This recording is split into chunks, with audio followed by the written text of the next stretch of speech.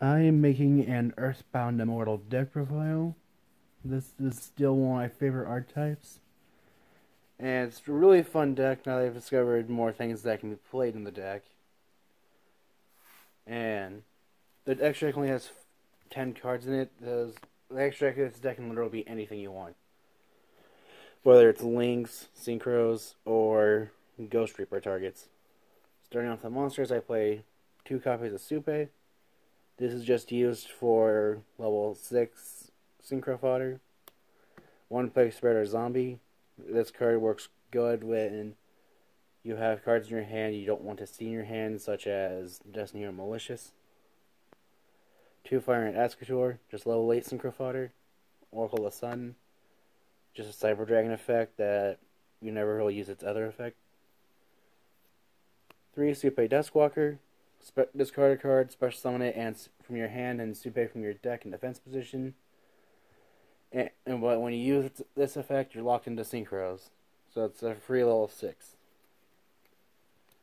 3 Escator Dawnwalker, the exact same as Supe Duskwalker, except it's on Fire Ant Escator. Again, locked into synchros. 3 Destiny or Malicious, the best card to discard off of the walkers, or send with Foolish. 3 Greater Line Walker. This monster is a free summon if your opponent controls a synchro monster. I'm screwing things up. I'm thinking of a different card. If you have a synchro monster on your field and another synchro on your grave, it's a free summon. You can add 1 Earthbound Immortal from your deck to your hand once per turn. And if an Earthbound Immortal is summoned while it's in play, then your opponent's life points become 3,000, which is part of an Earthbound Immortal OTK. Then for the Earthbound Immortals, I play 1 copy of Earthbound Immortal Wira Kocharaska, 1 copy of Earthbound Immortal Asilapiscu, 1 Earthbound Immortal Kokoraya, 1 Earthbound Immortal Kusulu, 1 Earthbound Immortal Chaku Chalua, 1 Kokopakapu, and finish off the Earthbound Immortals, 1 Earthbound Immortal Uru. Each of the Earthbound Immortals have effects that make them unique. They all share the effect of you can only control 1 Earthbound. There can only be 1 Earthbound Immortal monster on the field. And if there's not a face-up field spell, destroy the card. It can't be targeted for attacks. Uru's effect is you contribute 1 monster, take control of an opponent's monster at the end of the turn. If it destroys the monster in battle, deal damage to your opponent equal to that destroyed monster's attack on the field.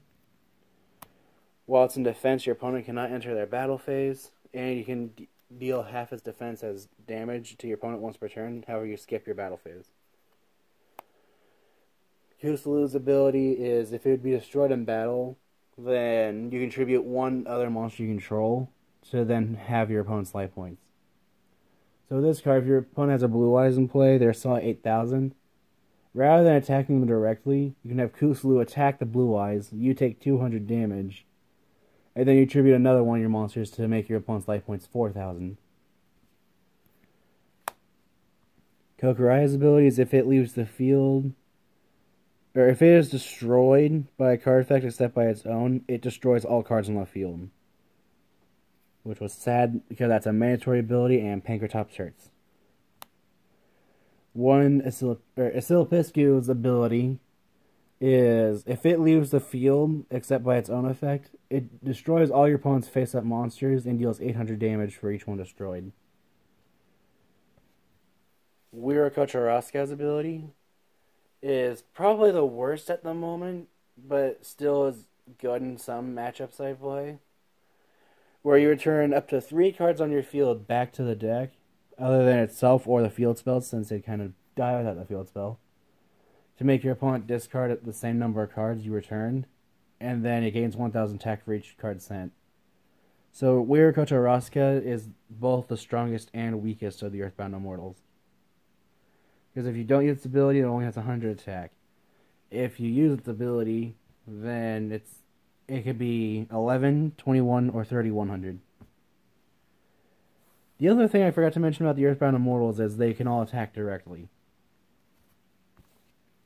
Moving on to the spells, I play 1 copy of Terraforming to search for your field spell. Want this card to come back to 3 so much since I also want to make a Malefic deck. 1 Earthbound Immortal Revival. You discard a card, and then target an Earthbound Immortal and a field spell in your grave and return both of them to your hand. Foolish Burial, so you can send Malicious or Plague Spreader Zombie. 1 Monster Reborn. 2 copies of March of the Monarchs. In this deck, you are never going to normal, especially on an Earthbound Immortal. So with this card, this makes it so that the Earthbound Immortals can't be targeted or destroyed by card effect. And that includes by their own abilities, so if there's not a field spell in play, you can just have March protect the Monarch, or the Earthbound Immortal.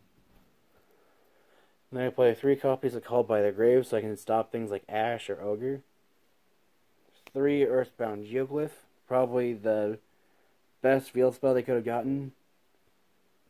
Which there are a couple other things that it did besides protect itself.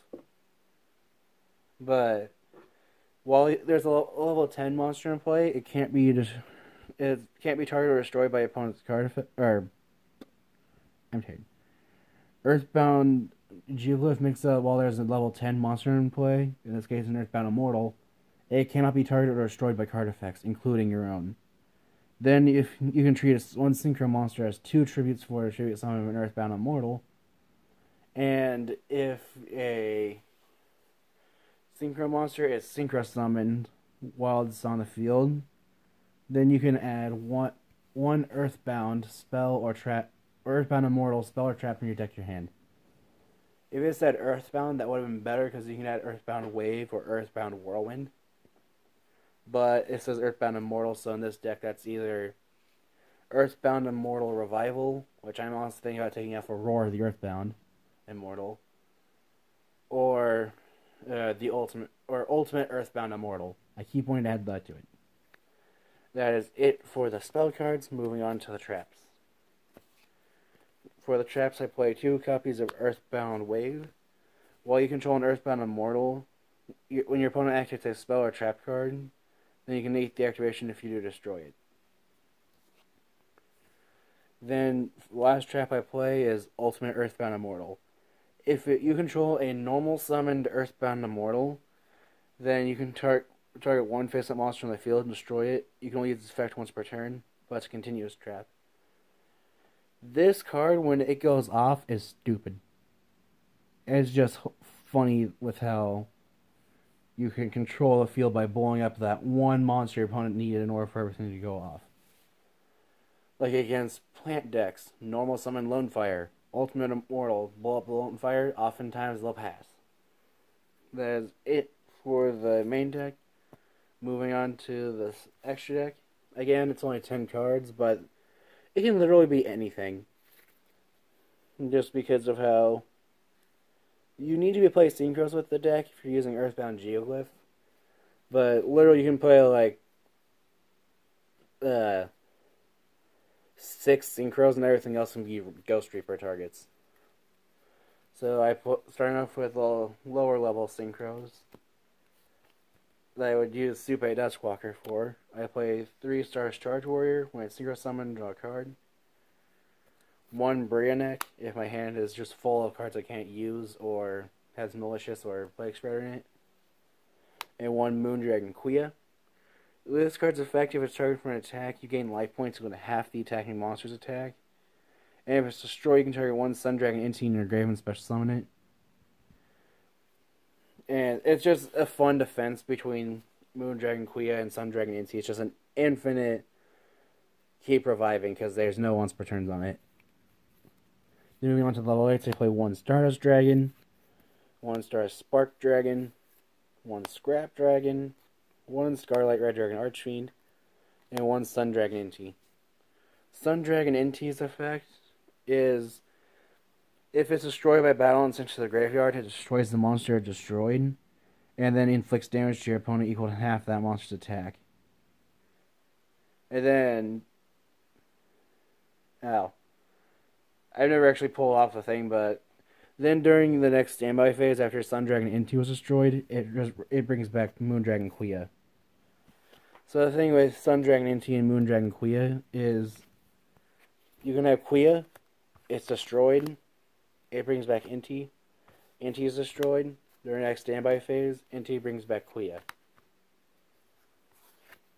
It's just something that the deck can do for fun, but I've actually never been able to do it because either Moondragon Kuya got called by the grave, or I just had better synchros on like Star's Charge Warrior. That is it for the deck profile. If you have any ideas what I can do to improve the deck, feel free to comment below. Thanks for watching.